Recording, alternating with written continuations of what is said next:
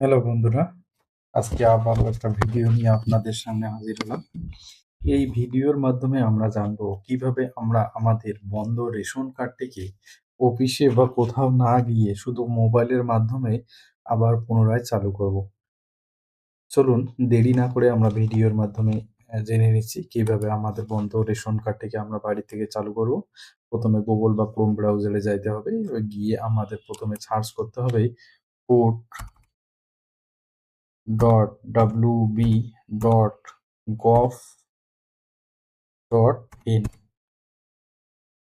এখানে আসার পর প্রথম যে লিঙ্কটা আসতেছে food and supply department government of West Bengal, এখানে আমরা ক্লিক করব। এখানে ক্লিক করার পর আমাদের একদম নিচের দিকে আসতে হবে। একদম নিচের দিকে এখানে দেখেন link Aadhaar with ration card.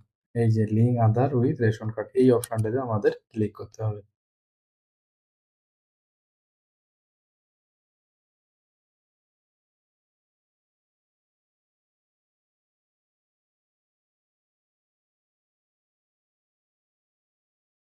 এই অপশনটাতে ক্লিক করার পর দেখেন আমাদের একটা পেজ খুলে গেল, link Aadhaar with ration card active and deactive.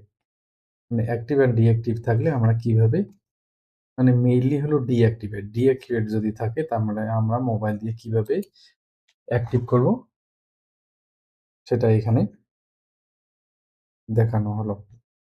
প্রথমে আমরা রেশন কার্ড নাম্বারটা সার্চ করব। রেশন কার্ড নাম্বারটা দেওয়ার পর এখানে ক্যাপচাটা ফিল আপ করতে হবে।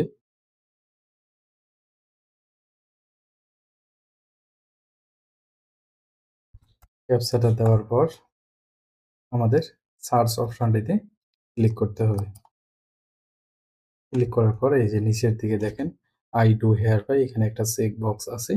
এই চেক বক্সটিতে আমরা ক্লিক করব। টিক মার্ক দেওয়ার পর আমরা সেন্ড যে ওটিপি আছে এই সেন্ড ওটিপিতে ক্লিক করব। সেন্ড ওটিপিতে ক্লিক করলে দেখেন আধারের সঙ্গে যে মোবাইল নাম্বারটা লিঙ্ক আছে সেই মোবাইল নাম্বারে একটা ওটিপি চলে গেছে।